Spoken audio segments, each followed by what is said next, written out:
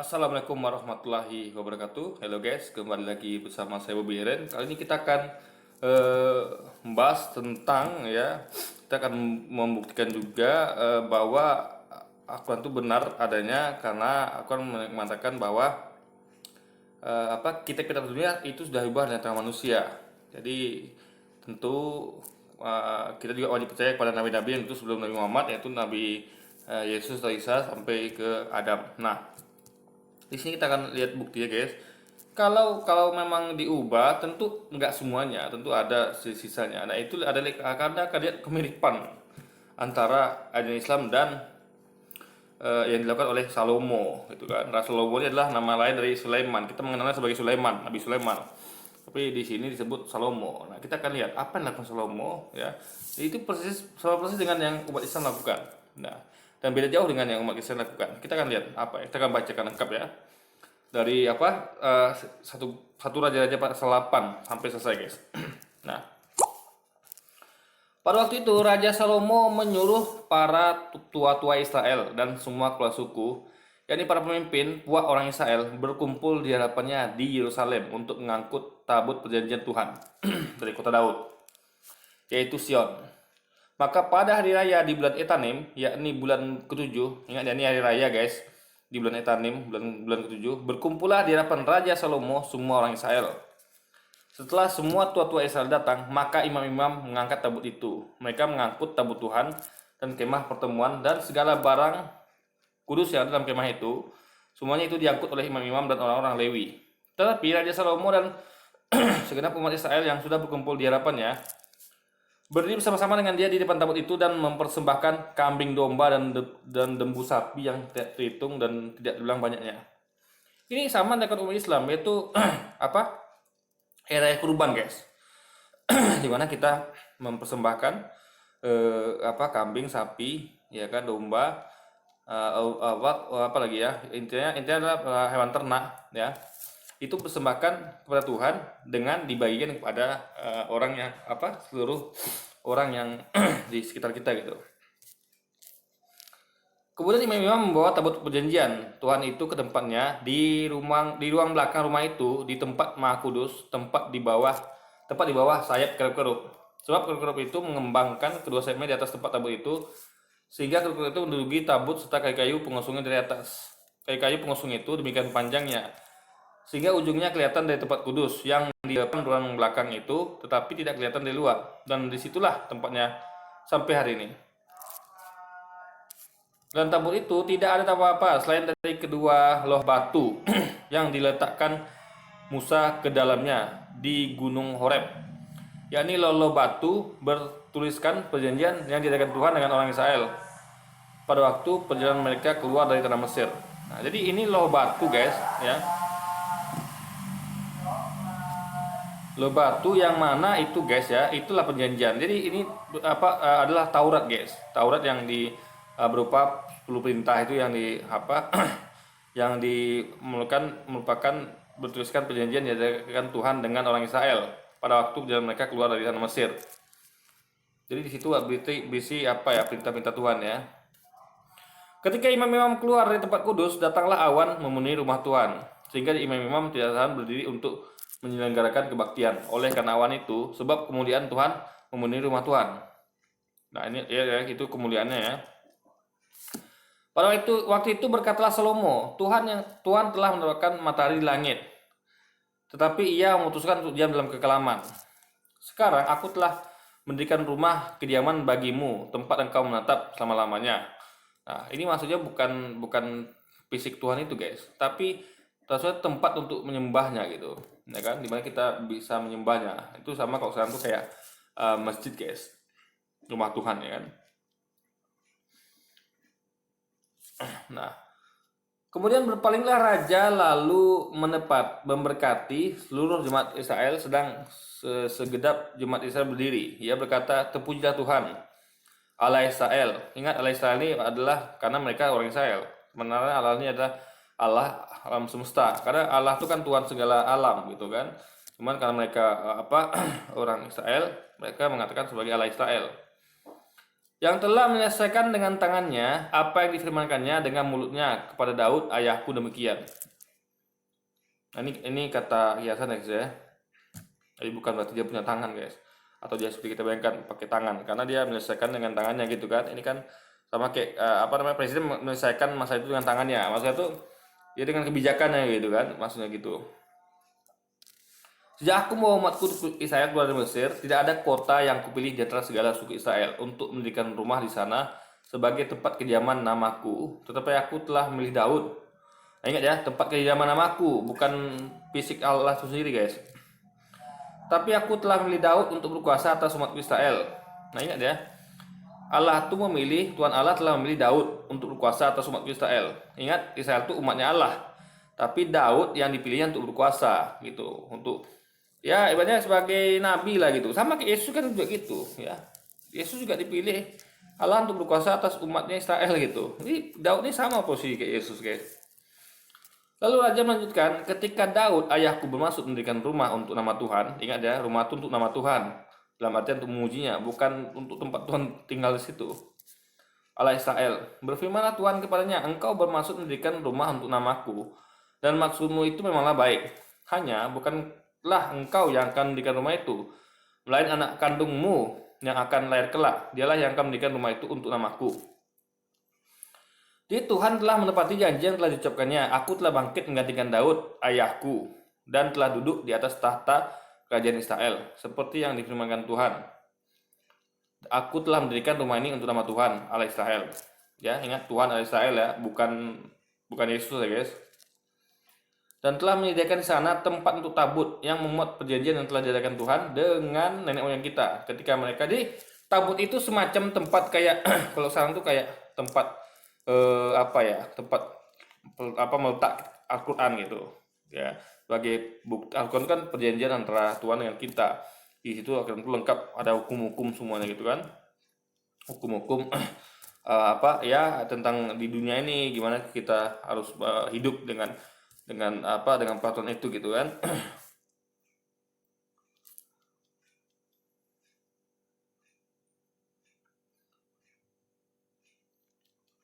Lalu nih, kemudian berilah Salomo di depan mezbah Tuhan di hadapan segenap jemaah Israel. Ditadahkannya lah tangannya ke langit. Lalu berkata, ya ditadahkannya ya. Jadi dia berdoa guys. Ini cara Islam berdoa gitu. Ini bukti kalau Salomo adalah seorang Muslim guys. Ya, dia pertama nih nyembah Tuhan Allah dan dia berdoa dan dia memang kitabnya Taurat tadi guys di atas loh batu gitu. Nah, kapan Tuhan mengatakan kita harus percaya pada Nabi sebelumnya, termasuk Sulaiman, Daud tadi juga kan, ayahnya Sulaiman, dan mereka berdoa dengan cara Islam guys gitu, dan mereka berdoa pada Allah guys, pada Allah di langit. Lalu kata, ya Tuhan Allah Israel, ingat ya, ya Tuhan Allah Israel, bukan ini tidak ada Yesus ya nih. Tidak ada Allah seperti engkau di langit di atas dan di bumi di bawah. Ingat, tidak ada guys. Tidak ada Allah seperti di engkau itu. Nah, berarti nggak ada yang sama dengan dia gitu. Dia salah satunya guys. Di langit dan di bumi di bawah. Engkau yang memelihara perjanjian dan kasih setia kepada hamba-Hamba-Mu dan yang dengan segenap hatinya hidup di hadapan-Mu. Engkau yang berpegang pada janjimu terhadap hamba-Mu Daud, ayahku, dan yang telah mengenapi dengan tanganmu apa yang kau firmankan dengan mulutmu, seperti yang jadi pada hari ini. Ingat ya, menggenapi itu artinya menambah sehingga lengkap. Sehingga yang Daud lakukan digenapi oleh Salomo. Jadi Salomo tidak mengubah hukumnya yang dikasih pada Daud gitu. Jadi dia menggenapinya. Jadi artinya menambah sehingga lengkap. Jadi harusnya sama, apa yang dilakukan dulu oleh Daud juga dilakukan oleh Salomo. Daud dulu berdoa seperti itu, menyembah Tuhan Allah, Salomo juga gitu. Nah, pertanyaannya adalah kenapa umat Kristiani itu malah berbeda guys. Nah, berarti menggenapi bagi mereka kan, dan diakui sendiri oleh mereka, itu artinya mengganti atau menghilangkan hukum-hukum perjanjian lama dan kitab para nabi, yaitu yang dilakukan oleh Salomo dan Daud. Padahal Salomo sendiri itu menggenapi artinya adalah menambah sehingga lengkap, artinya dia menambah hukum itu ditambah sehingga lengkap gitu kan. Jadi tidak mengubah hukum yang diberikan oleh Tuhan kepada Daud guys. Maka sekarang ya Tuhan Allah Israel, ya Tuhan Allah Israel ya, bukan Yesus lagi guys. Perihalalah apa yang kau janjikan kepada hambamu Daud ayahku dengan berkata, keturunanmu takkan terputus di hadapanku dan tetap akan duduk di atas tahta kerajaan Israel, asal anak-anakmu tetap hidup di hadapanku sama seperti engkau hidup di hadapanku. Maka sekarang ya Allah Israel, biarlah kiranya menjadi nyata keteguhan hati yang telah kau ucapkan kepada hambamu Daud ayahku. Tetapi, nih guys, ya. Tetapi benarkah Allah hendak diam di atas bumi? Ya, ingat. Ini jawaban guys, ini jelas ya. Sesungguhnya langit, bahkan langit yang mengatasi segala langit pun tidak dapat memuat engkau. Lebih lagi rumah yang kudirikan ini. Jadi Allah itu nggak benar guys kalau hendak diam di atas bumi. Ingat ya, tetapi benarkah Allah hendak diam? Alias akan diam, hendak tuh mau atau akan. Jadi kalau orang mengatakan, jadi kita bisa ngajukan pertanyaan, benar nggak Allah tuh berubah jadi Yesus dan tinggal di bumi? Jawabannya tidak gitu. Kenapa? Karena sesungguhnya langit, bahkan langit yang mengatasi segala langit pun, alias gabungan langit guys. Ya. Langit yang mengatasi segala langit pun artinya langit. Kalau dalam Islam ya diyakini ya, langit pertama, langit kedua, 3, 4 sampai 7. Jadi makin ke atas langit itu makin besar guys. Jadi semacam kayak apa ya, lapisan gitu. Jadi ibaratnya gini, apa? Ada hadis yang jelas itu ya, berbunyi apa? Bumi dibandingkan dengan langit pertama ya, bumi, bulan, semuanya itu ya, bumi dilemparkan dengan langit pertama ya, itu seperti cincin dilemparkan pada pasir. Jadi bumi itu sebagai cincin, pada pasir itu adalah langit pertama. Nah, langit pertama dibanding langit kedua, langit pertama tuh kayak cincin, langit kedua tuh besarnya seperti padang pasir. Jadi cincin tuh besar, cincin dilempar ke padang pasir. Cincin itu adalah langit pertama, ada bumi gitu kan. Langit kedua tuh sebesar padang pasir. Nah, langit tiga begitu juga guys. Langit kedua digabung sama langit pertama, digabung bumi itu seperti cincin misalnya. Langit ketiga itu sebesar padang pasir. Nah, jadi begitu sampai ke ketujuh. Berarti adalah logikanya. Jadi sama seperti kayak kotak dalam kotak lagi guys. Jadi kotak yang kecil ini ya, kotak besar dua nih, kotak kedua nih bisa memuat kotak pertama. Kotak ketiga bisa memuat kotak kedua dan kotak pertama gitu guys. Jadi itu lapisan langit namanya guys. Nah, maka dikatakan bahkan sesungguhnya langit, bahkan langit yang mengatasi segala langit pun. Maksudnya tuh langit yang berupa kotak aja guys. Dalam itu ada langit-langit lagi gitu. Di dalam langit itu ada langit-langit lagi. Di misalnya langit ketujuh, ada langit lagi dalamnya. Langit ke-6, langit ke-5, langit 4, langit ke-3, langit ke-2, langit ke-1. Karena kita tahu bumi bulat, ya kan? Alam semesta juga bulat. Jadi Anda tidak melihat seperti ini guys. Misalnya atas bawah enggak. Kalau anda lihat skop dari skala besar, itu Anda akan lihat kalau semuanya tuh bumi itu ya, ini berupa bola ya, bola nggak tepat kayak bola sih, seperti namanya kayak gasing gitu. Atas, jadi kemanapun Anda tuh adalah angkasa. Angkasanya atas bawah kiri kanan semuanya angkasa. Jadi segala arah tuh guys itu langit. Jadi bukan seperti kita yang cuma atas bawah. Dari bawah, dari sini kita melihat memang atas bawah karena kita kan kecil. Jadi kita nggak merasakan bulatnya bumi gitu. Nah, jadi intinya langit itu meliputi semuanya guys gitu. Jadi sekeliling bumi adalah langit, atas bawah semuanya ya kan. Sekeliling kiri kanannya semuanya. Nah, lagi langit kedua meliputi yang pertama gitu. Itu maksudnya guys. Nah, sama seperti yang seperti ini kan. Jadi sesungguhnya langit, bahkan langit yang mengatasi segala langit pun tidak dapat memuat engkau. Berarti itu besar guys. Ya. Jadi secara kalau kita pakai analogi ya, kenapa dia dapat memuat? Karena dia itu begitu besar gitu. Maka dikatakan Allah Maha Besar. Nah, ini sesuai dengan hadis yang tadi saya sampaikan.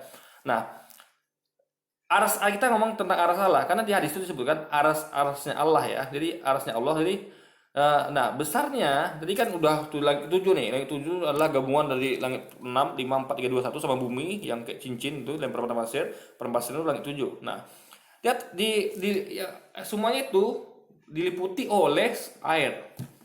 Samudra luas itu air. Nah, air itu besarnya seperti padang pasir ya. Diliputi cincin yang itu analogi dari jadi besarnya itu kayak cincin yang analogi dari langit 7, 6, 5, 4 sama bumi gitu. Nah, di atas apa itulah yang di atas samudra air itulah ya, arasnya Allah. Aras Allah guys, aras Allah. Alas itu Anda tahu ya, ada sebagian yang menafsirkan adalah pijakan kaki sang raja, ada yang menafsirkan sebagai tahta guys. Jadi lebih tepat sebenarnya pijakan kaki raja guys. Anda bayangkan ya, raja duduk, tapi kita nggak bisa bayangkan Allah itu di manusia ya. Kita hanya bisa melihat ukurannya guys, ya, ukurannya. Ukuran bukan ukuran fisiknya, tapi ukuran pijakan kakinya guys, arasnya gitu. Nah, aras itu besarnya adalah meliputi ya, di padang pasir besarnya, analoginya meliputi tadi ya, samudra, langit 7 sampai langit ke pertama, di dalamnya bumi lagi. Jadi besar semuanya digabung seperti cincin. Jadi bisa bayangkan besarnya aras seperti apa. Itu baru pijakan kakinya. Apalagi Allah yang memilikinya guys gitu. Nah, makanya sama dengan hal ini gitu, nggak ada bedanya. Maka betul kata Salomo, tetapi benarkah Allah hendak diam di atas bumi? Nggak mungkin, karena sesungguhnya langit, bahkan langit yang mengatasi lagi segala langit pun, alias langit ketujuh ya, yang dalamnya lagi-lagi 651, tidak dapat memuat engkau. Coba bayangkan, kita pakai logika sederhana ya. Coba rumah saya, mungkin nggak rumah saya yang ukuran tipe 36 itu memuat memuat anggaplah bulan? Nggak mungkin guys. Begitu juga dengan mungkin nggak bulan memuat matahari? Nggak mungkin. Mungkin nggak matahari memuat galaksi Andromeda? Mungkin. Jadi sesuatu yang lebih kecil tidak akan bisa memuat yang lebih besar. Nah, makanya langit aja yang mengatasi segala langit pun langit ketujuh itu tidak dapat memuat Allah. Apalagi rumah yang dengan ini, apalagi bumi gitu guys. Nah, maka jelaslah di sini jawabannya adalah tidak benar bahwa Allah hendak diam di atas bumi menjadi manusia, itu tidak benar guys. Maka berpalinglah kepada doa dan permohonan hambamu ini, ya Tuhan Allahku. Ingat ya Tuhan Allahku, bukan Tuhan Yesusku. Dengarlah seruan dan doa yang hambamu panjatkan di hadapanmu pada hari ini. Jadi ingat, mereka berdoa guys, mereka tidak bernyanyi ya. Kiranya matamu terbuka terhadap rumah ini siang dan malam, terhadap tempat yang kau katakan namaku akan tinggal di sana.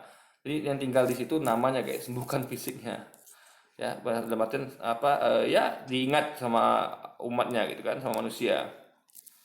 Dengarlah doa yang hambamu panjatkan di tempat ini, dan dengarlah permohonan hambamu dan umatmu Israel yang mereka panjatkan di tempat ini, bahwa engkau juga yang mendengarnya di tempat kediamanmu di surga. Jadi ke tempat kediaman Allah itu di surga guys gitu. Dan langit pun tidak dapat memuat dia gitu. Ingat saya katakan ya, surga itu ya, itu luar biasa luasnya guys ya, seluas langit dan bumi. Nah, dalam artian langit Anda tahu langit ketujuh itu luasnya gimana? Surga lebih luas dari itu coba. Makanya berarti surga itu meliputi semuanya guys gitu. Berarti surga ini ya, antara besarnya itu antara air tadi di hadis tadi ya, atau mungkin bisa juga sebesar arasnya Allah atau lebih besar lagi. Tapi yang jelas dia itu lebih besar dari langit guys gitu kan, karena Allah di sana. Jadi kenapa alasannya, jadi ini logikanya kenapa kediaman Allah di surga? Karena surga yang bisa memuat Allah guys, ngerti nggak maksudnya?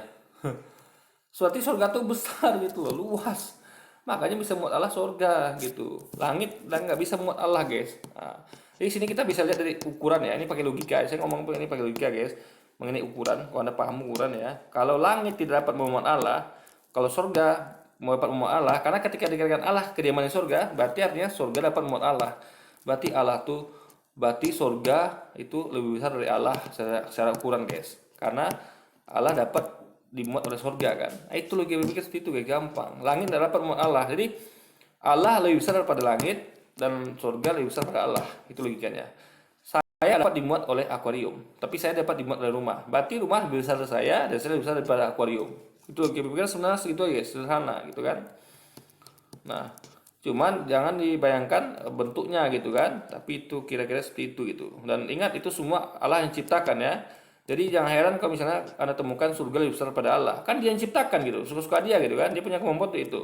Kayak saya bisa menciptakan rumah meskipun rumah itu lebih besar dari saya. Kenapa? Membuat maksudnya, bukan menciptakannya.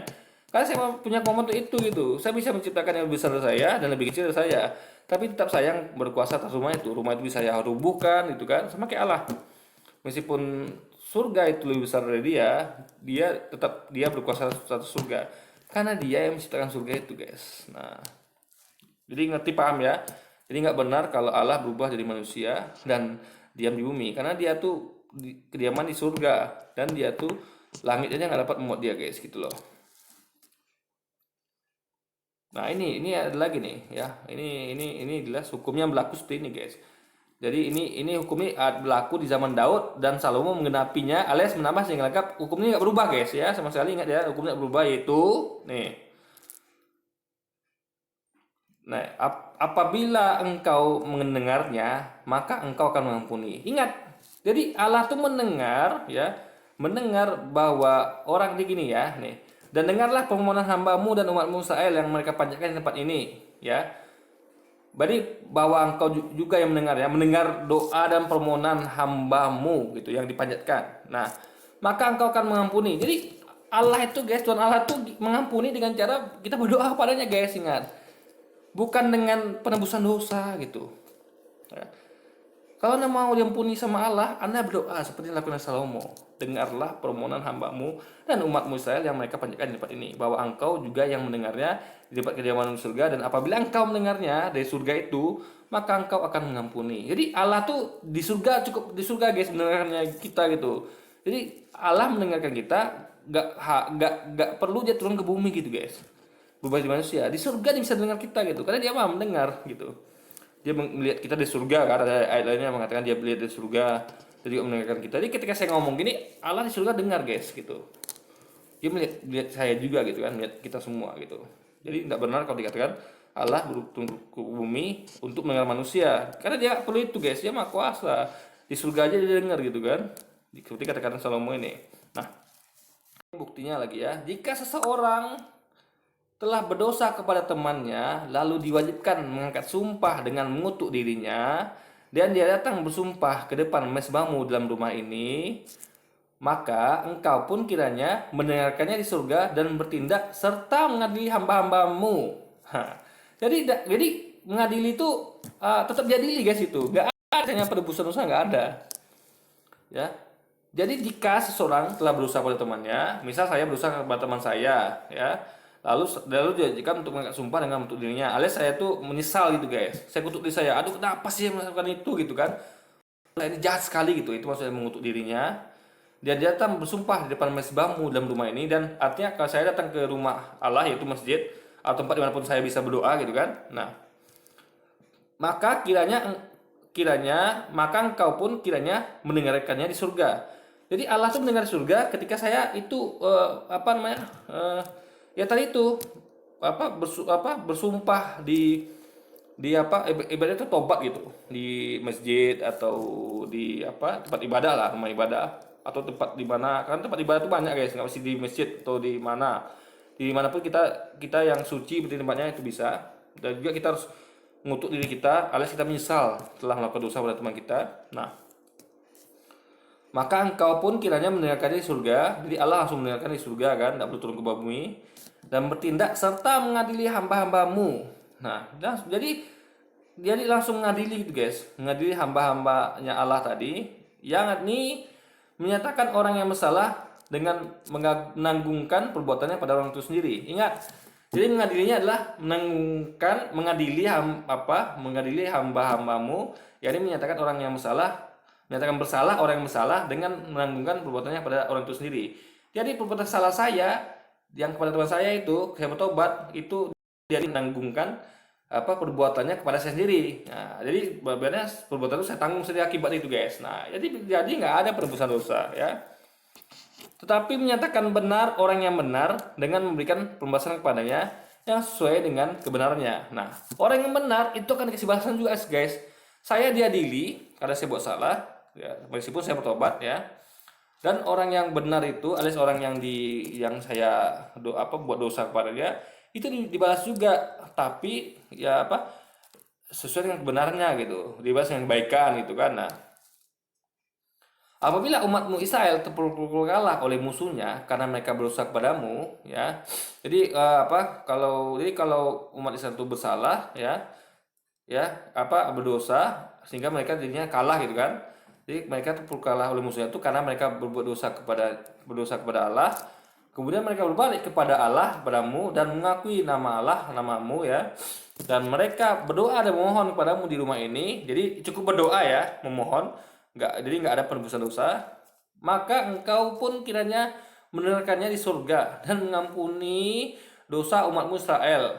Jadi cukup apa memohon, berdoa dan memohon di rumah itu guys. Jadi bukan dengan nyanyi ya, mohon maaf sekali lagi, bukan dengan nyanyi dan lain sebagainya. Cukup dengan berdoa dan memohon padamu, pada Allah di rumah ini, rumah ibadah. Maka engkau kiranya mendengarkannya di surga. Allah tidak perlu turun bumi. Cukup dengan berdoa dan memohon, Allah dengar di surga dan mengampuni dosa umatmu Israel dan mengembalikan mereka ke tanah yang telah kau berikan kepada nenek moyang mereka. Itulah Tuhan yang Maha Kuasa guys. Dia mampu mengampuni dan mengembalikan apapun itu dari sorga gitu guys. Itu tata dia Maha Kuasa. Jadi dia nggak perlu turun ke bumi untuk menjadi yang tidak Maha Kuasa, karena manusia itu kan tidak Maha Kuasa. Dia butuh makan, minum, ya bahkan dia tidak berkuasa sendiri-sendiri. Ibaratnya dia bisa kita kuasai. Yesus kan dikuasai guys. Dalam artian dalam versi Kristen kan dia tuh dikuasai oleh orang Yahudi dan Romawi. Sehingga orang Yahudi dan Romawi itu bisa dengan gampang membulinya, bahkan disalib gitu kan. Nah, apabila langit tertutup sehingga tidak ada hujan sebab mereka berdosa kepadamu, lalu mereka berdoa di tempat ini dan mengakui namamu, dan mereka berbalik dari dosanya sebab engkau telah menindas mereka, maka engkau pun kiranya mendengarkannya di surga dan mengampuni dosa hamba-hambamu umatmu Israel, karena engkaulah yang menunjukkan mereka jalan yang baik dan yang harus mereka ikuti, dan engkau kiranya memberikan hujan kepada tanahmu yang telah kau berikan kepada umatmu menjadi milik pusaka. Jadi yang memberi hujan itu Allah guys, bukan Yesus ya. Jadi dia juga yang, jadi cukup berdoa guys, memohon tobat gitu, dan dia akan mengampuni. Jadi itulah cara Tuhan mengampuni gitu. Dan makanya itu sama dengan Islam. Islam itu mengajarkan untuk berdoa. Makanya kita yakini kenapa Salomo ini adalah Muslim. Daud juga adalah Muslim karena dia sama kayak kita gitu guys. Berdoa bukannya nyanyi ya, dan dia memang nggak ada penebusan dosa gitu loh. Nah, apabila di negeri ini ada kelaparan, apabila ada penyakit sampar, hama, dan penyakit gandum, belalang atau belalang pelahap, apabila musuh menyesakan mereka di salah satu kota mereka, apabila ada telah atau penyakit apapun, lalu seseorang atau segenap umatmu Israel ini memanjatkan doa dan permohonan di rumah ini dengan menadahkan tangannya, ya berdoa, karena mereka masing-masing mengenal apa yang merisaukan hatinya sendiri, maka engkau pun kiranya mendengarkannya di sorga, tempat kediamanmu yang tetap. Ingat guys, ini kuncinya di sini ya. Tempat kediamanmu yang tetap. Ingat, tetap guys, nggak berubah, nggak pindah-pindah, ngerti nggak? Saya berdiam di rumah saya di sana. Saya tetap di sana berarti, ya kan? Kediaman saya tetap, tempat saya kediaman itu tetap nggak pindah-pindah. Jadi jelas rumah Allah tuh nggak pindah-pindah. Dia nggak pernah punya rumah di bumi gitu kan. Nggak pernah. Jadi rumahnya tuh, kediamannya tuh ya di surga itu guys, gitu loh. Tempat kediaman yang tetap guys. Itu artinya dia tidak kemana-mana gitu, ngerti nggak? Cukup dari tempat kediamannya tuh dia bisa mengawasi tadi kan, bisa mendengar kan. Itulah yang yang Islam ajarkan guys. Nah sekarang anda lihat ini mirip dengan Kristen apa Islam? Ya. Ada nggak di sini sebutkan penebusan dosa? Ada nggak dikatakan sini Tuhan tuh harus turun dulu baru bisa mendengar kita? Nggak perlu. Tuhan itu dengarkan cukup di surga aja guys, dan dia tetap di sana gitu, tempat kediamanmu yang tetap, dan engkau kiranya mengampuni, bertindak dan membalaskan kepada seorang sesuai dengan segala kelakuannya. Ingat, jadi Tuhan Allah itu membalas ya semuanya, bertindak mengampuni orang yang bertobat, ya kan, membalaskan kepada orang yang berdosa dan berbuat baik, dibalas sesuai dengan segala kelakuannya. Ada baik dibalas yang kebaikan, ada jahat dibalas dengan keburukan gitu. Nah, karena engkau mengenal hatinya, sebab engkau sajalah yang mengenal hati semua anak manusia. Ya, jadi Allah tuh tahu isi hati kita guys. Kenapa dia bisa mengadili kita, ya kan? Mengadili kelakuan kita, baik itu baik atau buruk, karena dia tahu isi hati kita guys. Jadi nggak mungkin dia salah dalam menghakimi. Dia tahu isi hati kita. Nah, pertanyaan, Yesus tahu nggak isi hati Anda? Nggak tahu, guys. Nggak tahu dia isi hati. Bahkan dibuktikan ketika Yesus di Taman Getsemani, dia menyuruh muridnya beli pedang, gitu kan? Menyuruh muridnya beli pedang, dia ngira ya dia bisa menghadapi orang Yahudi yang mau menangkapnya. Ternyata orang Yahudi datang dengan tentara Romawi. Makanya Yesus nyuruh muridnya untuk membuang pedangnya. Karena nggak terlawan daripada nanti mati konyol gitu kan. Cukup dia aja yang ditangkap gitu. Dia nggak mau muridnya celaka gitu. Nah itu dia guys. Jadi dia nggak tahu, nggak mengenal hati manusia dia Yesus nih. Makanya dia bisa kecolong sama Yudas kan. Kalau dia mengenal hati manusia, dia akan tahu apa isi hati Yudas, bahwa Yudas kepadanya. Tapi dia nggak tahu dari awal dia sudah menerima Yudas itu kan. Tapi ternyata dia dibokong sama Yudas guys. Itu artinya dia nggak tahu isi hati Yudas. Berarti dia bukan Tuhan Allah guys. Nih.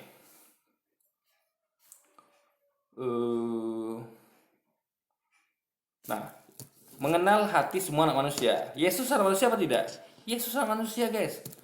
Berarti termasuk Allah juga mengenal hati semua anak manusia, termasuk Yesus. Ingat, Allah bukanlah manusia, juga bukan anak manusia yang berdusta atau menyesal. Jadi Allah bukanlah manusia, juga bukan anak manusia. Makanya dia mengenal hati anak manusia gitu. Karena dia bukan manusia guys. Jadi dia tuh nggak perlu berubah untuk mengenal hati manusia ya. Dia mengenal hati semua anak manusia ya tanpa perlu berubah gitu guys. Berarti anak manusia ini termasuk Yesus guys. Dan supaya mereka takut akan engkau selama mereka hidup di atas tanah yang telah kau berikan kepada nenek moyang kami. Yesus hidup di atas tanah kan? Berarti termasuk Yesus guys. Juga apabila seorang asing yang tidak termasuk umatmu Israel datang dari negeri jauh karena namamu, oleh karena namamu, sebab orang akan mendengar tentang namamu yang besar dan tentang tanganmu yang kuat dan lenganmu yang teracung dan dia datang berdoa di rumah ini, maka engkau pun kiranya mendengarkannya di surga. Jadi Allah ini kuat guys gitu, dia nggak lemah gitu ya, nggak ada yang bisa mengalahkan dia ya. Yesus itu kan lemah gitu kan, dia berkali-kali dikalahkan. Berarti sekali lagi Yesus bukan Allah guys. Dan Allah tuh maka engkau pun kiranya mendengarkannya di surga, tempat kediamanmu yang tetap. Ingat, surga adalah tempat kediaman Allah yang tetap, artinya dia tidak kemana-mana guys. Dan engkau kiranya bertindak sesuai dengan segala yang disuruhkan kepadamu oleh orang asing itu, supaya segala bangsa di bumi mengenal namamu, sehingga mereka takut akan engkau seperti umatmu Israel, dan sehingga mereka tahu bahwa namamu telah disuruhkan atas rumah telah kudikan ini. Jadi kalau ada orang asing ya diterima gitu guys. Tapi bukan disebarkan kepada orang asing. Ingat ya, di sini katanya orang asing yang datang ya, orang asing yang datang dan meyakini ya silakan. Tapi mereka Salomo tidak menyebarkan itu keluar. Nah, gitu loh guys.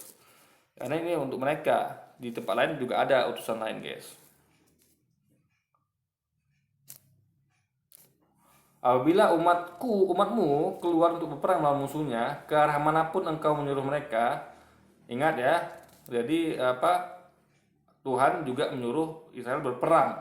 Jadi kalau perang itu guys, nggak masalah kalau Tuhan yang perintahkan. Pertama itu pasti, jadi nggak semua perang itu buruk ya. Ada perang itu untuk kebaikan. Contoh misalnya suatu tempat itu hukumnya rusak sehingga pemimpin harus diganti. Pemimpin itu zolim sama rakyatnya. Misalnya kayak Firaun, dia zolim, dia bunuh siapa yang dia suka, dia menjadi raja, menjadi Tuhan, mengaku sebagai Tuhan. Nah itu diperangi tidak apa-apa gitu.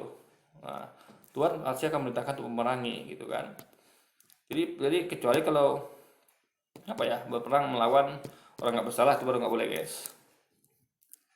Dan apabila mereka berdoa kepada Tuhan dengan berkiblat ke kota yang telah kau pilih dan ke rumah yang telah kau kudikan bagi namamu, ingat mereka juga pakai kiblat guys. Ingat, mereka pakai kiblat gitu. Kenapa Kristen tidak pakai kiblat? Mereka pakai kiblat sama seperti kaum muslimin guys. Umat Islam Nabi Muhammad, mereka Islam, berarti ini buktinya mereka Islam juga, karena mereka pakai kiblat juga gitu kan. Sama dengan yang muslim lakukan guys. Makanya benarlah kita yakin nama Islam kalau Sulaiman Daud itulah seorang muslim. Maka mereka harus melakukan semua dan meyakini semua tata cara umat Islam guys ya. Bahkan mereka berkiblat ke kota yang telah kau pilih, kota Yerusalem. Dan ingat, setelah itu kiblatnya dirubah ke Mekah guys. Itu memang wewenang Tuhan yang punya wewenang untuk itu gitu kan. Yang penting tetap berkiblat gitu guys. Jadi jangan kira Salomo dan umatnya menyembah Yerusalem, enggak.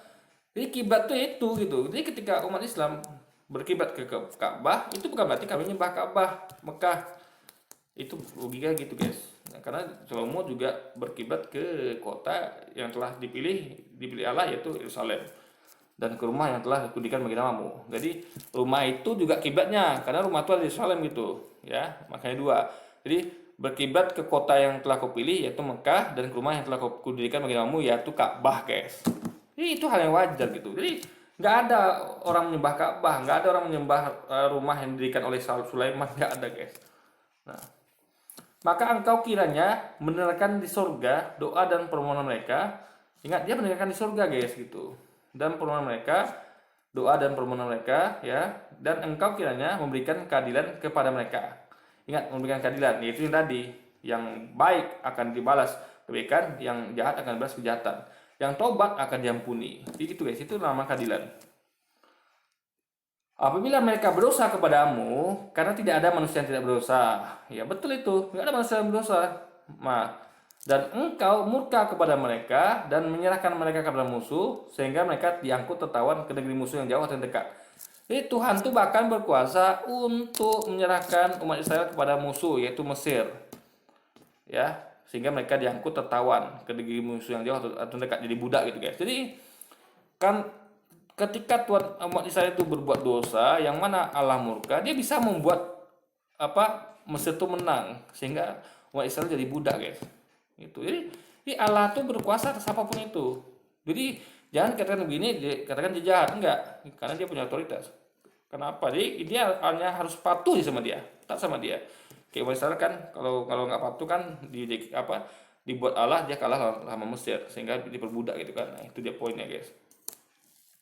Dan apabila mereka sadar kembali dalam hatinya di tempat mereka tertawan, ya, jadi kalau mereka sadar nih, mereka udah buat dosa, sehingga Allah buat mereka tuh ditawan sama Mesir, gitu kan.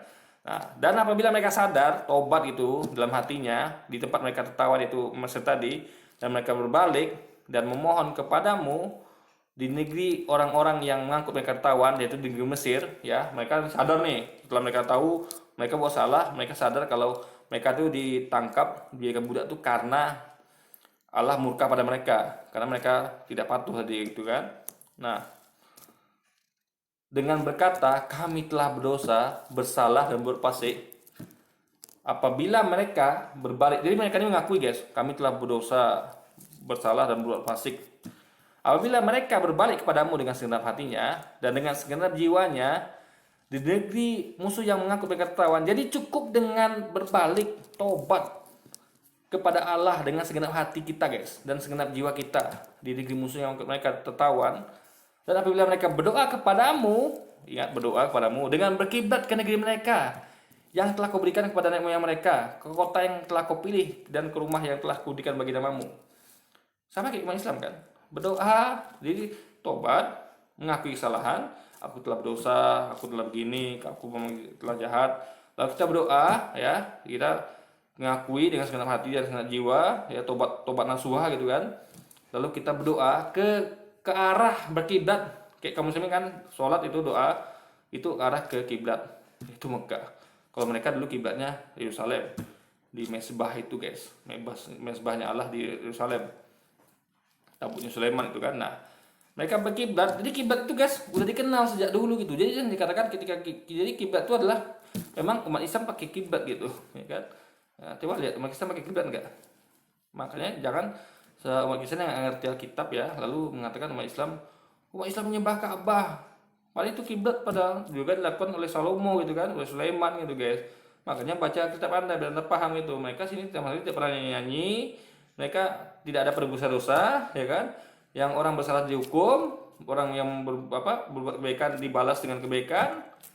Ini Islam guys. Makanya itu bukti Salomo dan Daud Islam, dan juga masyarakat waktu itu adalah beragama Islam guys. Betul ya Quran katakan ya, Salomo, Sulaiman, Daud itu beragama Islam karena mereka melakukan umat Islam lakukan.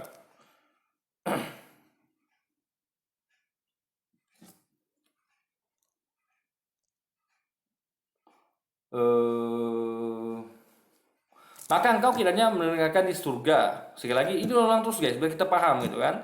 Jadi Allah tuh mendengarkan di surga, nggak perlu dia turun ke bumi. Tempat kediamanmu yang tetap. Ingat, tempat kediaman yang tetap, alias nggak pindah-pindah guys. Jadi surga tetap guys ya. Kediamannya tetap di surga gitu. Kepada doa dan permohonan mereka, dan engkau kiranya memberikan keadilan kepada mereka.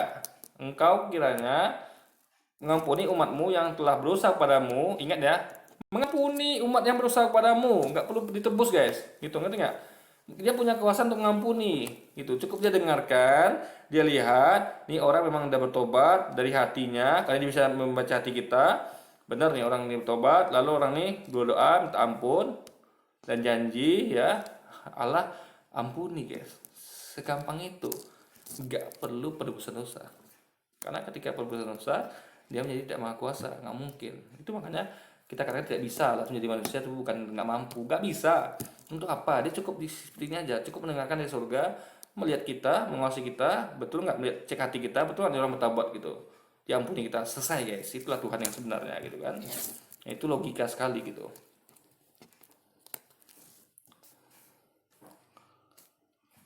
Kepada doa dan permohonan mereka, dan engkau kiranya memberikan keadilan kepada mereka. Jadi cukup dengan menanyakan, dia bisa langsung memberikan keadilan kepada mereka.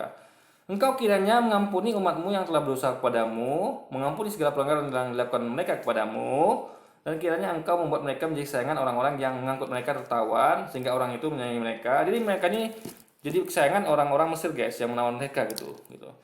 Sebab mereka itu umatmu dan milik kepunyaanmu, ingat. Jadi manusia itu milik Allah, bukan milik Yesus. Jadi Allah kasih ke Yesus itu adalah sebagai apa, gembala gitu kan. Seperti saya buat video sebelumnya, Yesus cuma gembala. Mereka ini sebenarnya milik Allah gitu guys.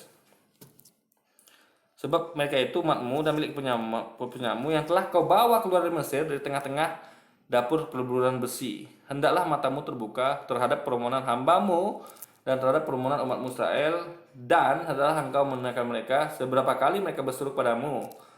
Sebab engkaulah yang memisahkan mereka bagimu menjadi milik kepunyaanmu dari antara segala bangsa di bumi, seperti yang telah engkau firmankan dengan perantaraan Musa hambamu pada engkau membawa dari moyang kami keluar dari Mesir, ya Tuhan Allah. Ingat, ya Tuhan Allah guys, bukan Tuhan Yesus. Ingat sekali lagi ya. Di Salomo menyembah Tuhan Allah ya. Nah, ketika Salomo selesai memanjatkan segala doa dan permohonan itu kepada Tuhan, bangkitlah ia di depan mezbah Tuhan, dan setelah berlutut dengan menegakkan tangannya ke langit. Jadi dia berlutut sambil gini guys, menegakkan tangan ke langit berdoa gitu. Maka berdirilah ia dan memberkati segenap jemaat Israel dengan suara nyaring, katanya, terpujilah Tuhan yang memberikan tempat pengertian kepada umatnya Israel, tempat seperti yang difirmankannya, dari segala yang baik yang telah dijanjikannya dengan perantaraan Musa hambanya, tiada satupun yang tidak dipenuhi. Nah, kiranya Tuhan Allah kita menyertai kita sebagaimana ia telah menyertai nenek moyang kita. Janganlah ia meninggalkan kita, janganlah ia membuangkan kita, tapi hendaklah condongkannya hati kita kepadanya untuk hidup menurut segala jalan yang ditunjukkannya. Ingat, harus hidup guys menurut segala jalan ditunjukkannya. Itu yang lengkap kan, peraturan Islam itu kan. Semuanya ada peraturan guys. Jadi hidup harus ikut peraturan jalan ditunjukkan, nggak bisa salah-salah gitu kan. Jadi nggak ada penebusan dosa. Jadi kita tuh harus ikut aturan itu guys, jalan ditunjukkannya. Kalau kita salah berdosa, minta ampun, diampuni gitu. Tapi dengan hati yang tulus gitu kan, dan akan diadili ya, sesuai dengan perbuatan kita. Untuk tetap mengikuti segala perintahnya dan ketetapannya dan kepada nenek moyang kita. Jadi selagi nggak ada penebusan dosa, tetap harus ikut peraturan kalau mau selamat guys. Adalah perkataan yang telah kupohonkan tadi di hadapan Tuhan, dekat kepada Tuhan Allah kita siang dan malam, supaya ia memberikan keadilan kepada hambanya. Keadilan itu ya, keadilan itu hanya terjadi kalau yang salah dihukum, yang benar diberikan kebaikan, dan yang minta ampun diampuni. Jadi nggak ada penebusan dosa, kan itu nggak adil guys. Ingat, penebusan dosa logika nggak adil dan tidak disebutkan sini ya. Kenapa? Karena orang yang berbuat dosa ya, orang yang berbuat kejahatan asal percaya ya kan, percaya guys ya, nggak tobat gitu kan, itu pun nggak diadili, langsung diampuni, ditebus dosanya. Itu nggak sesuai dengan ini gitu kan, dengan keyakinan dari yang sampai kepada Salomo nih guys. nih supaya siang dan malam. Ingat ini mereka nih guys ya. Coba kita ulang lagi ya. Hendaklah yang telah kupohonkan tadi di hadapan Tuhan, dekat pada Tuhan Allah kita siang dan malam. Ingat, mereka berdoa siang dan malam guys, ingat, bukan sekali seminggu ya. Pertanyaan adalah, kenapa umat Islam yang berdoa siang dan malam? Ya, pagi doa, zuhur doa, sore doa, maghrib doa, malam doa, belum lagi yang lainnya, siang dan malam. Selalu Sulaiman adalah seorang Muslim, dia berdoa siang dan malam guys, ya kan? Kalau Kristiani kan hari Minggu aja gitu guys. Nah, doa maksudnya di tempat ibadah ya. Nah, lalu